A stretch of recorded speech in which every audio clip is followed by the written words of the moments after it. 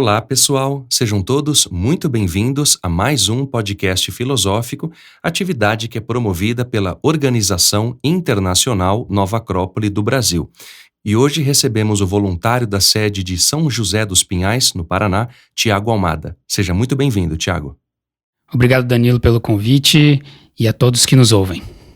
Seguindo com a nossa série de podcasts em virtude da 18ª Semana Mundial da Filosofia, atividade que também é promovida pela Unesco, cujo tema escolhido por Nova Acrópole para trabalharmos é a filosofia em ação.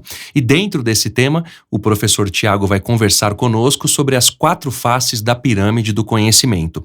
Naturalmente que não vamos esgotar o tema e muito menos traremos aqui verdades absolutas. Pelo contrário, nós vamos conversar, refletir e, claro, que cada um de nós extrai aquilo que for melhor do ponto de vista da nossa vivência prática. Esse tema tem uma relevância muito grande, Tiago, pelo simples fato de que hoje nós não sabemos efetivamente falando, ou profundamente falando, o que são arte, ciência, política e religião. Esses 4 elementos, ou essas 4 faces da pirâmide de toda e qualquer grande civilização da história da humanidade, é fundamental para que a gente compreenda o nosso papel dentro de cada uma delas. E por essa razão eu lhe peço que fale um pouco mais sobre cada uma dessas faces da pirâmide, sobre o ponto de vista da filosofia.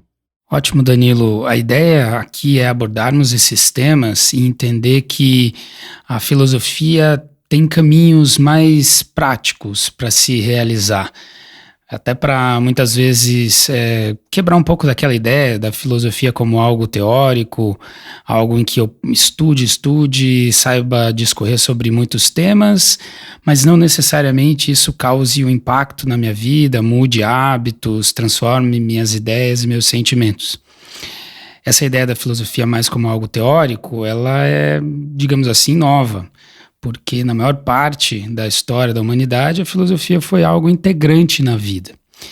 E essa vida, ela tem nessas 4 faces que você mencionou, né, a ciência, a arte, a política e a religião, 4 veios principais, 4 caminhos, como se fossem 4 escadas, que permitem ao ser humano desenvolver o seu potencial humano. Porque se formos ver, todos os seres estão cumprindo suas evoluções, né? Um animal, o vegetal, todos eles no seu reino, digamos assim, buscam evoluir, buscam cumprir seu ciclo evolutivo. Para o ser humano, isso é um pouco mais tangível, não é tão, digamos, relacionado aos seus instintos ou a simplesmente seguir o que a natureza dita. Mas esse processo evolutivo pode ser administrado, digamos assim.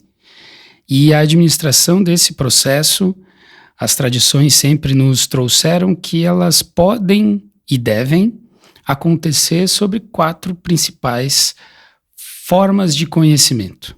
Sejam eles conhecimentos científicos, artísticos, religiosos ou políticos. E a ideia aqui é que ao final desse podcast a gente possa entender esses conceitos, porque alguns foram deturpando-se com o tempo, e ver que é possível fazer essa filosofia em ação a partir de ações práticas dentro dessas 4 faces.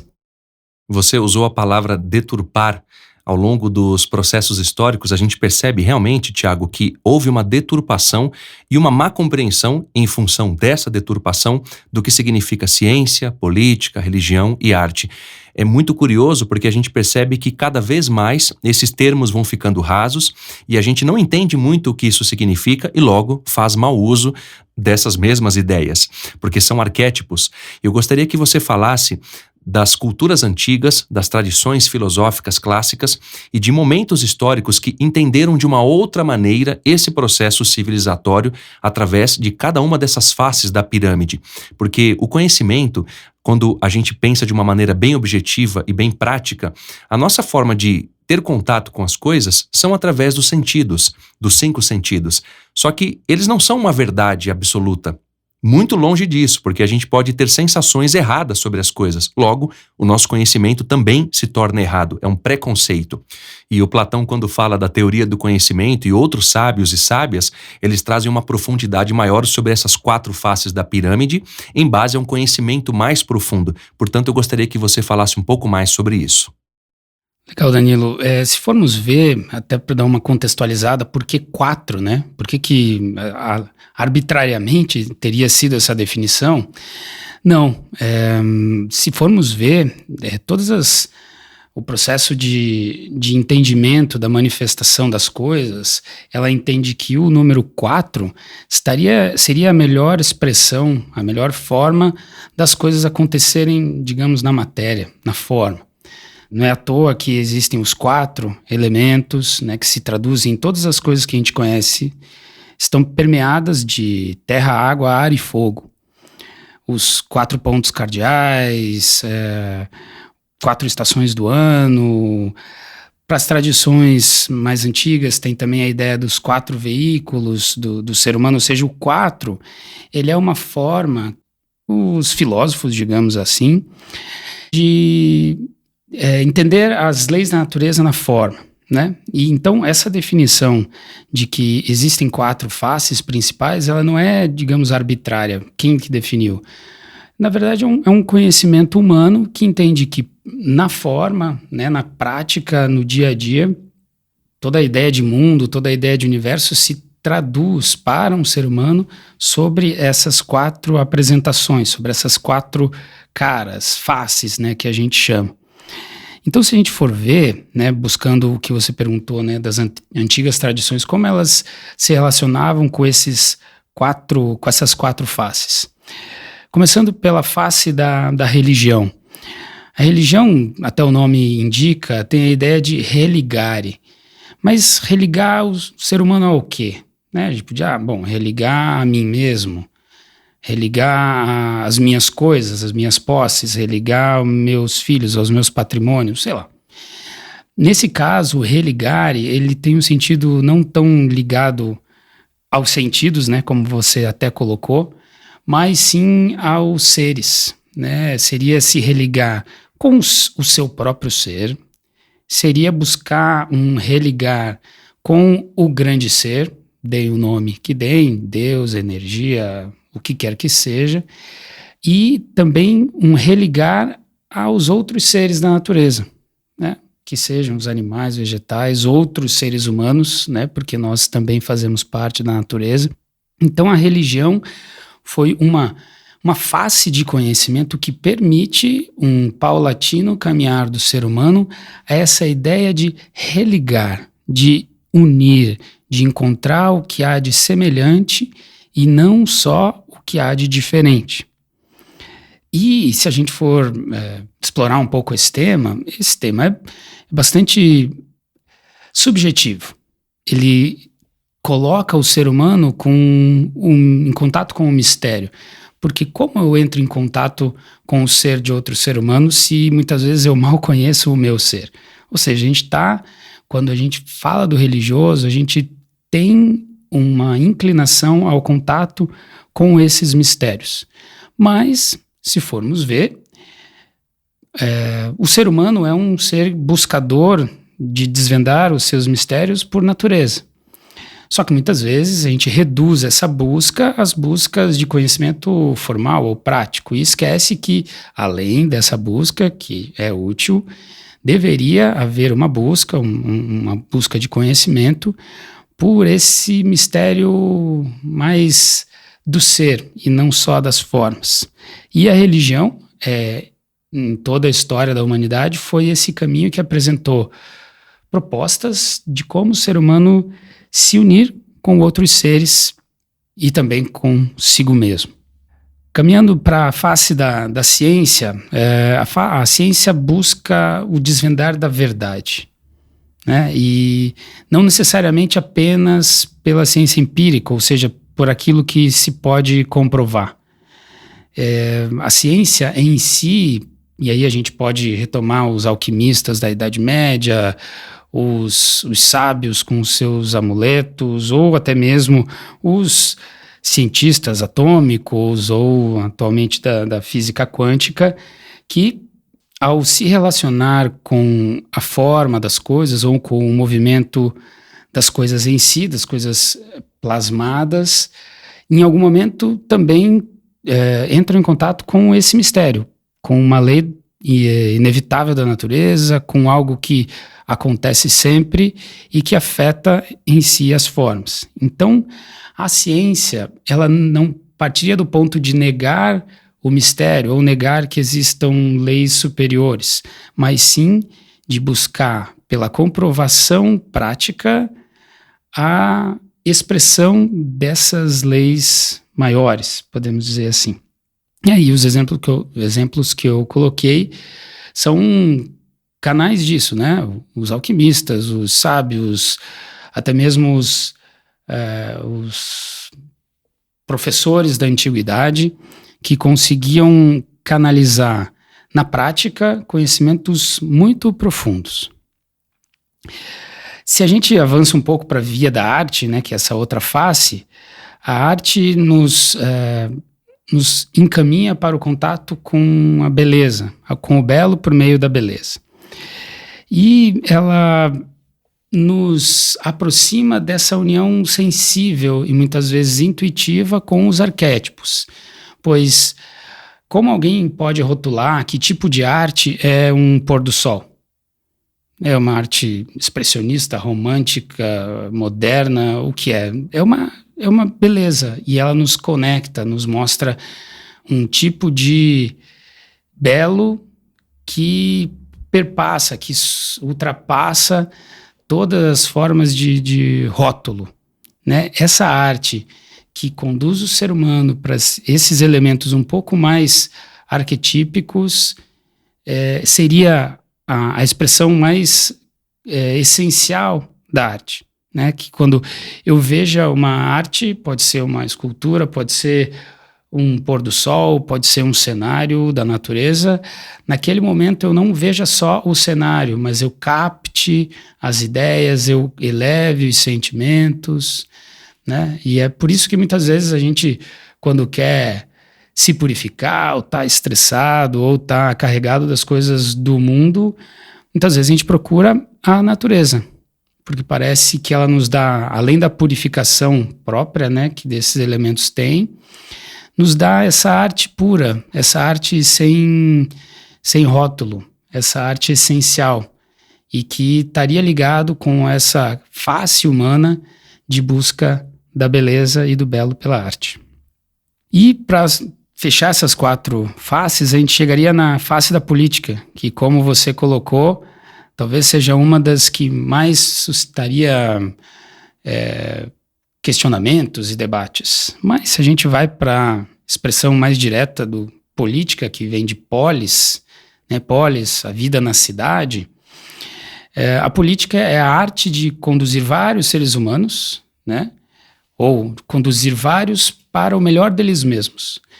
Então, tirando da política que nós conhecemos hoje, que damos nomes à política, né, a parte, digamos, de condução das cidades, a parte eleitoral, uma política é feita numa família, é feita num grupamento qualquer que, unidos, aqueles seres humanos vão ser conduzidos ou vão trabalhar para irem para um nível maior, um nível melhor de expressão. Então, essa, na verdade, é a política. Então, se nós formos ver, política a gente nasce fazendo, né? Um núcleo familiar, um professor, um condutor de uma empresa, de alguma coisa, ele, ao conduzir seres humanos, e se essa condução for para o melhor desses seres humanos, e não só uma condução horizontal, em que não tem nenhum aprendizado, mas se tem uma evolução, se essa condução é feita para a evolução dos indivíduos e do grupo como um todo, aí a gente tem a expressão essencial de política. Mas, como você colocou, Danilo, essas 4 faces, mais ou menos, têm sofrido com as quedas ou o distanciamento desses elementos essenciais. E esse distanciamento, Tiago, a gente pode considerar que ele se dá em função de uma não compreensão e de uma não vivência mais próxima da justiça, da verdade, da moral, do que implicam essas 4 faces da pirâmide. Por exemplo, eu ouço inúmeros programas de rádio de diferentes grupos que detêm essas rádios. E, curiosamente, eles falam as mesmas coisas, ou seja, que a política é um jogo de interesse, um egoísmo, e a gente acaba achando que política é isso. E no campo da arte, por exemplo, imaginamos que a arte é a manifestação do nosso egoísmo, da nossa personalidade, do nosso gosto e, por fim, das nossas excentricidades, em muitos casos. Temos também a religião, onde nós percebemos falsos messias, falsos profetas que prometem um céu ou um terreno no céu ou uma via de chegada ao céu sem esforço consciente e sem uma participação ativa das nossas virtudes morais para que a gente chegue até Deus. Ao passo que podemos perceber uma ciência que cada vez mais se materializa. Nós assistimos, por exemplo, no filme O Jardineiro Fiel, cuja direção é do Fernando Meirelles, onde existe a indústria farmacêutica. E isso é notório quando nós falamos com profissionais da área, e eu tenho amigos que trabalham na área, e já ouvi essas informações, e a gente sabe que as coisas, infelizmente, funcionam dessa maneira. E isso precisa ser questionado, precisa ser refletido. Daí vem a questão que eu vou lhe fazer, Tiago.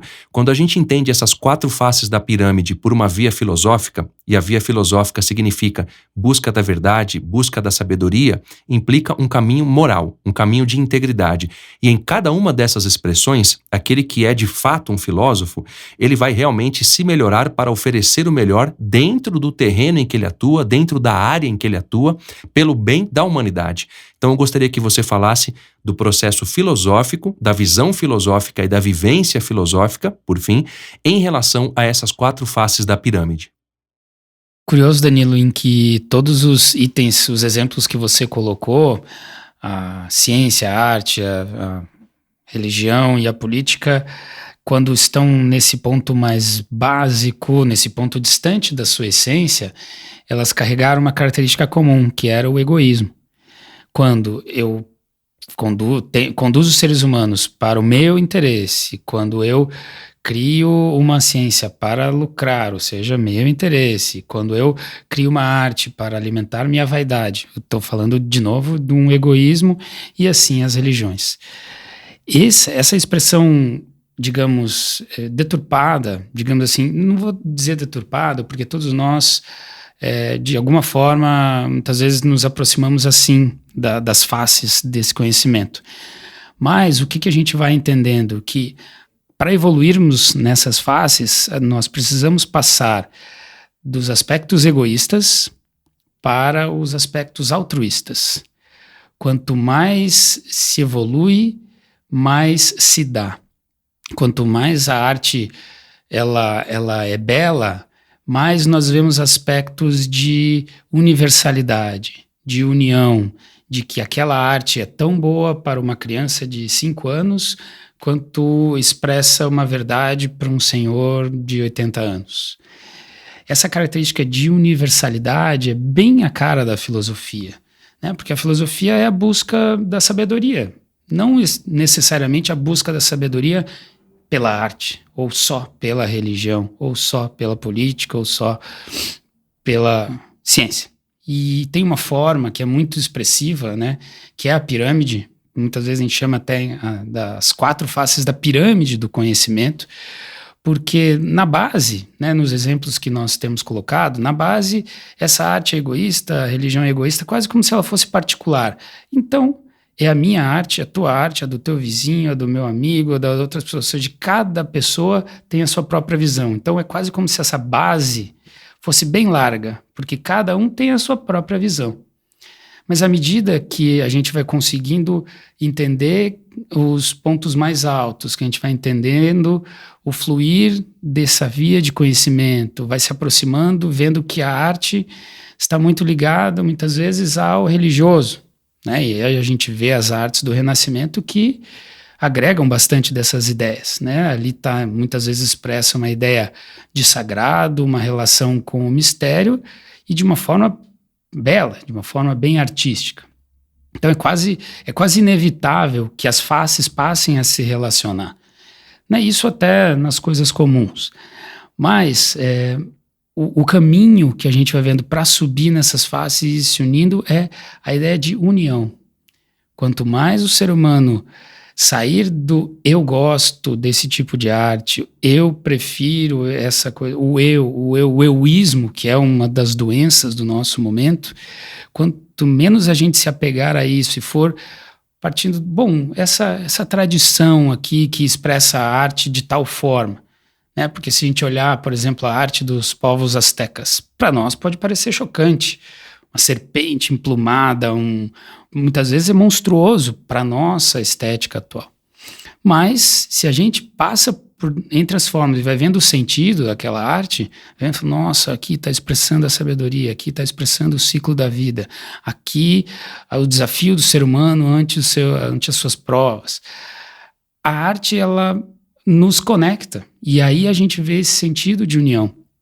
E eu estou falando da arte, mas a mesma coisa seria na política, né? Porque se a gente for ver, os bons condutores são aqueles que agregam vários elementos, que oferecem para o seu grupo, para aqueles que estão sob sua condução, um ideal maior do que todos eles, né? Isso seja de equipe, seja de time, seja de civilizações, né? E quanto mais alto esse ideal, mais possibilidade de ascensão esses seres humanos vão ter. Mas esse não fala apenas de política, ele fala de política, das formas de vida, mas ele também fala de um ideal transcendente, fala de, vamos alcançar tal coisa que está acima de todos nós. E uma forma de expressão religiosa disso é tal jeito.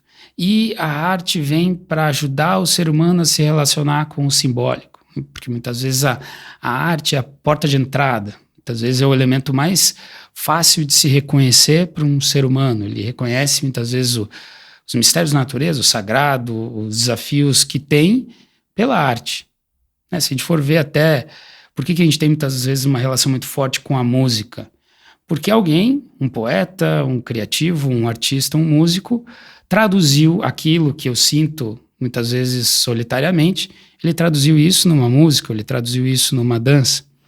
Então, me conecta com algo maior do que eu mesmo. E se formos ver, em todas essas expressões, existe uma ideia de união.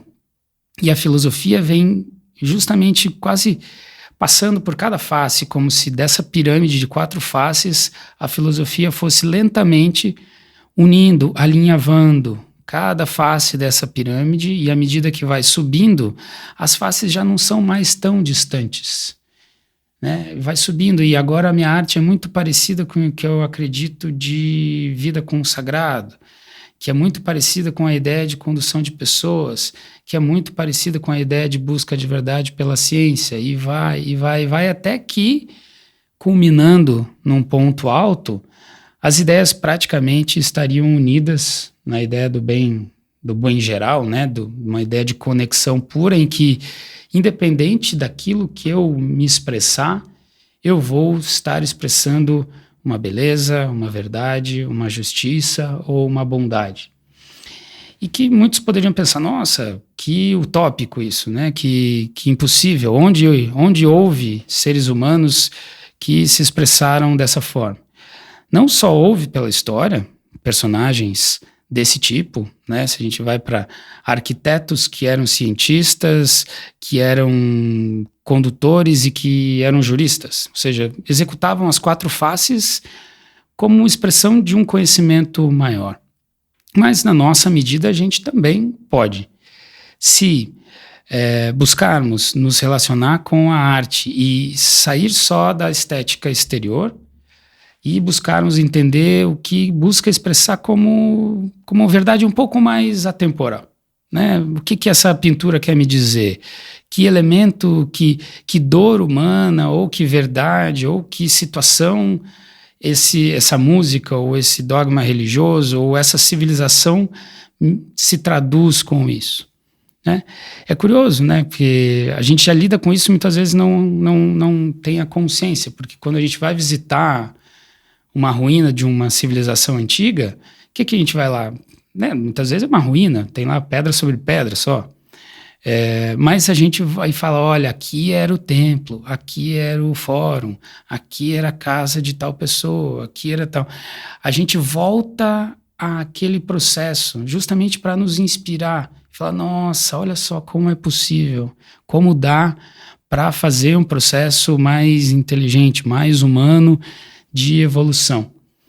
E a busca, na verdade, quando a gente fala de filosofia em ação, é um processo bem prático de passagem por essas 4 faces, entendê-las em essência, entendê-las, né, a gente reconhecer a essência de cada coisa, que a política deve conduzir para o melhor, que a arte deve levar ao belo e assim por diante, e buscar aquela conexão que existe entre todas as coisas. Enquanto você falava, Tiago, eu pensei aqui em algumas coisas para que a gente refletisse juntos nesse encerramento, além de tudo que você já falou ao longo da nossa conversa de hoje. Quando a gente vai assistir a um jogo de futebol, eu sei que você também gosta de futebol, e é interessante que a gente, enquanto filósofo, nós podemos gostar das coisas e refletir sobre elas, entendendo todo o processo que envolve cada uma dessas coisas, claro. E tirando a questão da corrupção do futebol e tudo aquilo que a gente já sabe, é algo bonito de se ver. Então é curioso porque quando a gente assiste a um jogo de futebol em que um time perde e o técnico, ao dar a entrevista, diz o seguinte: hoje é um jogo para esquecer. Quando nós esquecemos, a gente não registra a experiência. Um exemplo bem prático e bem objetivo e que talvez seja até indiscutível do ponto de vista do bom senso. Se eu ando por uma rua e tropeço em um objeto que está ali, se eu não tiro esse objeto e depois vou na mesma via, no mesmo local, eu vou tropeçar de novo. Então é pouco inteligente, até porque haverá a dor como elemento de reflexão de que eu estou errando. Dentro dessa analogia, eu não estou fazendo uma comparação da filosofia com o futebol, obviamente, mas dá para relacionar tudo do ponto de vista filosófico e extrair um aprendizado. E essas reflexões me trazem aprendizados. A filosofia em ação, ela é movimento, porque ela busca aprender com as experiências. E a gente, enquanto aprendiz de filósofo, digamos assim, a gente vai crescendo quando aprende com os erros e melhora, a gente vai refinando a nossa condição humana. Por isso eu gostaria que você falasse desse processo de aprendizado como evolução e como nós podemos, de alguma maneira, em cada uma dessas 4 faces da pirâmide, agir de uma maneira mais inteligente, mais eficiente, melhor, portanto, daquela com a qual a gente estava acostumado a agir. Ou seja, quais são os elementos principais que você traz, Tiago, para que a gente possa, ao ouvir esse podcast, aprender um pouco mais sobre nós próprios e expressar isso em cada uma das áreas da nossa vida, sejam elas quais forem. Eu acho que é um duplo caminho, Danilo. A gente aprende na filosofia que a filosofia se desenvolve pela investigação. E a investigação ela é tanto prática quanto teórica. Né? Muitas vezes a gente tem receio do teórico ou mesmo do prático, né? Parece que um é inimigo do outro, mas os dois se complementam. Então, o que a gente vê até nas escolas de filosofia é que os 2 caminhos acontecem ao mesmo tempo. Então, muitas vezes a gente convida as pessoas a admirar um pôr do sol ou a contemplar o raio da primavera, né? O raio de sol da primavera, ou mesmo contemplar o frio do inverno. Isso é a parte prática, quando a gente coloca os sentidos e a consciência para entrar em contato com algo que é mistérico. Mas, ao mesmo tempo, existe a outra ponta, que é a formação disso, não deixar essas ideias, digamos, ao Deus dará. E reforçando, dando respaldo, dando base para aquilo que a gente está investigando na natureza. Então, todos nós, independente de estarmos numa escola ou não, de filosofia, nós temos seres com que nos relacionamos, ou seja, ali a política pode acontecer. Se nós olharmos para esses relacionamentos e virmos que, bom, essa pessoa com quem eu convivo, eu estou oferecendo o meu melhor, nós estamos criando aqui um ambiente propício para o melhor de cada um, ou é um ambiente de tirania, de eu falo e vocês obedecem, ou tem um duplo caminho, uma dupla jornada de dar e receber, porque isso, no fundo, é a boa política. Então, a gente consegue fazer a política em qualquer ambiente, porque, afinal, nós somos seres humanos e nos relacionamos com vários outros seres humanos. Claro, esse exercício, como eu falei, seria bom se viesse respaldado de estudos, né? Como você mencionou, Confúcio, Platão são alguns dos que mais versaram sobre a boa política. à medida que a gente vai fazendo o exercício prático e o respaldo teórico, esse é o caminho, né? E aqui eu dei o exemplo da política, mas a gente podia fazer a mesma coisa com a religião, que poderia ser um tema espinhoso da gente falar, mas os seres humanos, negando ou aceitando, têm uma relação com o sagrado. Pode ter uma religião ou não, mas pode acreditar que existe uma energia que controla tudo. Bom, se ele devota os seus pensamentos no dia, falando que Deus me ajude, né, sei lá, faz alguma espécie de devoção a uma energia para organizar a sua vida, para ajudar nos seus desafios, ele está buscando na prática uma via religiosa, ou seja, ele está acessando, na verdade, essa via que ele já tem. E quando ele dá um anteparo, quando ele dá um respaldo teórico, ele vai enriquecendo isso. Como é que a tradição se relacionava com o sagrado? Como as religiões faziam isso, como outras religiões faziam aquilo. E isso vai dando essa dupla visão, que é justamente essa passagem pela pirâmide lenta, mas contínua. Ou seja, dei aqui 2 exemplos de religião e política, mas poderíamos falar sobre arte, falar sobre a ciência, que estão no nosso dia a dia, né? A arte como busca do belo e a ciência como busca da verdade, estão no nosso cotidiano e que, se nós formos criando esses olhos, colocando esses óculos de tentar enxergar para além das formas, tentar enxergar para qual o sentido daquela coisa, qual o sentido daquela situação, isso é o primeiro impacto. E à medida que a gente vai investigando sobre isso, estudando sobre isso, a gente cria o duplo movimento. E isso é incessante, porque à medida que a gente descobre uma coisa na prática e reforça isso com a parte teórica, abre-se um novo degrau de consciência.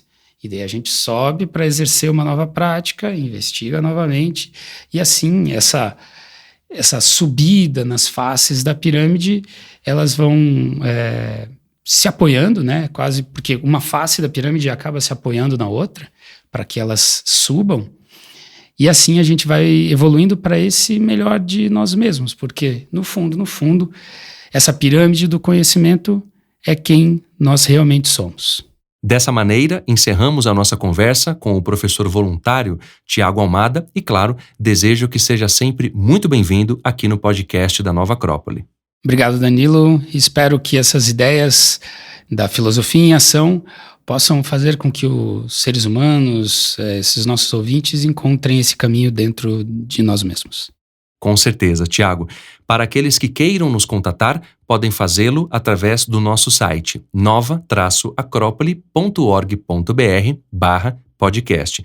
E para saber mais sobre o nosso curso de Filosofia para Viver, bem como se inteirar sobre as atividades que serão promovidas em todas as sedes da Nova Acrópole em virtude da nossa Semana Mundial da Filosofia, basta acessar o nosso site nova-acropole.org.br. Até a próxima!